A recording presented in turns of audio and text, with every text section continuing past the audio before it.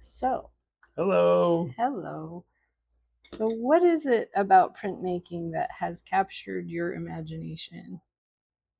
Oh boy, that's a good question. Well, one, I do like the fact that you can make multiples of a block. And it's great for communication. You can change colors, you can layer colors on top of one another. Specifically, I do relief because I really like carving. I really like cutting things and carving. So I'm going to be doing a little bit of carving on this. So this was a block I started. I'm only going to do a couple prints of it because the matrix got a little messed up, but I'm still going to do it. So you can see where I've drawn all these bat faces, and I started carving here, right? So you see these little, I carved out the eyes, and I cut the shapes out of them. So this, I printed like, I don't know, half a dozen of these in this blue. So now I'm going to start carving more of the face out, and I'll put a darker color on top of it. So one thing is that of course you always have to carve with the grain. Well, you don't have to, but depends how sharp your tools are, and also what type of wood you're using. This is a plywood, so as you can see, it's a multi um, layered plywood. There's a laminate on top that's usually birch. You can buy it in different thicknesses. I usually use this because this is really easy to carve, and you can use whatever tools you want. I like these power grip ones. I also have these Japanese ones that are really nice. Some people like the ball tool, so it kind of depends. So I usually hold this tool like this, and I usually use two hands when I'm carving. That way I have more control, less likely to stab myself or make a mark that I don't want.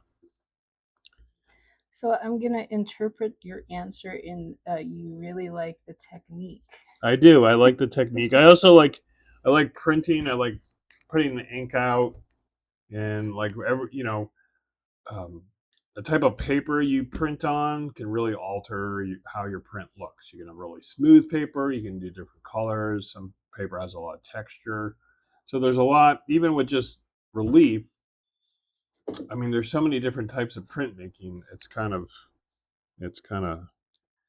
and they're similar, but they also have their own.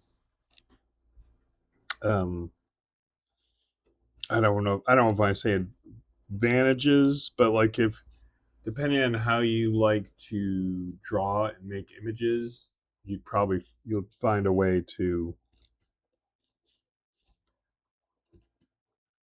use that to your advantage when you're doing it. Because this is a very different technique than like if you did lithography or etching or So, that brings me to why did you desire to start a print fair? What well, was your motivation? I really like printmaking, and I know people in town. There's a great printmaking festival in Silver City in October, uh, and it's really amazing to see like all these printmakers show up from pretty much all over the Southwest, from northern New Mexico into Arizona, into Texas. There's sometimes you'll see people from Colorado. Occasionally, you get a Californian, but printmakers really like to work together. That's kind of the main. That's one of the other main things is that printmakers like to show other printmakers like, oh, I do it this way, or oh, you should try it this way, and often it helps when you're collaborating um, to make things that you just kind of would never make on your own, and you get to make bigger things. And I want that to happen in Tucson because it's a very accessible um, medium. You know, you can get some linoleum, you can get like a little linoleum cutter like this, and you can do it in your kitchen if you want. Actually, I did it in our kitchen. Well, in our dining room for a while, and so and where I like relief because I feel like it's the most direct type of printmaking, where I'm like, okay, that's what that. Once you do it enough, you kind of understand, like, oh, that's what that mark's going to look like. And I can also do it. I can print by hand, which is more work, but I don't need as big of a space. So I'm very influenced by Japanese printmakers. Um, there are a lot of contemporary printmakers out there that are really great, and some older ones. There's so many of them that they're just kind of, you get to spend a whole day just talking about that. So as I move this material, so this where these marks are will stay the original color I printed this, and then I'll print a darker color on top of it, or whatever color I want. I could do a lighter color and make it really psychedelic. But I just kind of take my time. Um, I usually map out my composition on a print, but I don't.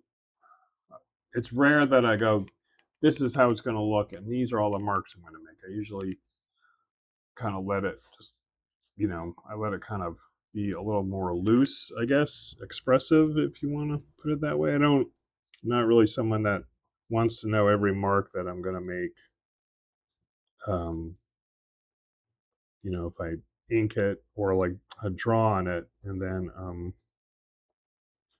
just have to file that, I think I'd get kind of bored of that. Also, uh, you'll notice that this, well, I mean, it's the wood's darker because it got darkened by ink, but often you will darken your material so you can see as you carve, right? You're like, oh, that's what that's going to look like, right? So you don't have to be kind of like in the dark or like what, or flying blind or whatever.